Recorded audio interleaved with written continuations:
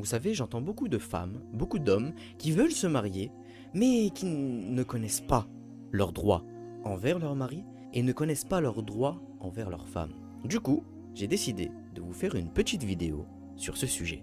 Bienvenue sur Inside Islam. Aujourd'hui, nous allons parler d'un sujet essentiel et souvent mal compris, les droits du mari sur sa femme en islam.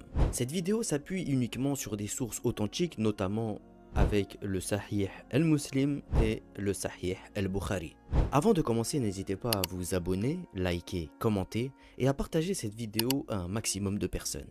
Le prophète Mohammed sallallahu alayhi wa sallam a dit: transmettez de moi ne serait-ce qu'un seul verset, rapporté par al-Bukhari.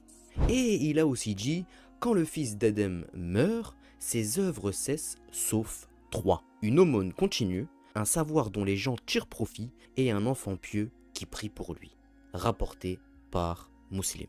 Alors en partageant cette vidéo, vous participez à la diffusion du savoir et peut-être même à une récompense continue. Bi'idnillah. L'obéissance dans le cadre du respect. En islam, l'épouse est invitée à obéir à son mari dans ce qui est permis par Allah, dans la limite du respect et de la justice.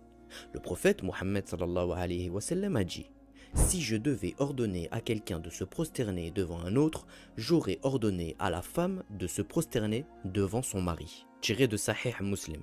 Mais il n'a jamais ordonné une telle chose, justement parce que la prosternation n'est permise qu'à Allah subhanahu wa ta'ala. Ce hadith souligne l'importance du rôle du mari, mais pas une domination absolue. L'obéissance ici signifie ne pas contester dans ce qui est licite, respecter l'autorité familiale, comme dans une équipe où chacun a son rôle, mais si le mari appelle à un péché, alors il n'y a pas d'obéissance dans la désobéissance au Créateur. La disponibilité conjugale. Dans l'islam, la relation intime entre époux est un droit réciproque. Le prophète Mohammed sallallahu alayhi wa sallam a dit: quand un homme appelle sa femme à son lit et qu'elle refuse, les anges la maudissent jusqu'au matin.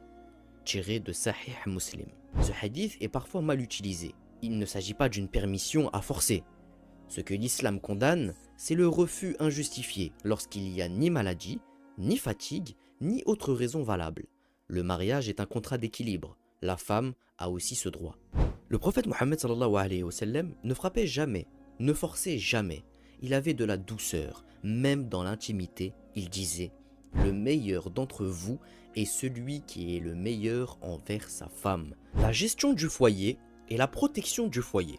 L'épouse est la gardienne du foyer. Ce rôle est honoré par l'islam. Le prophète Mohammed sallallahu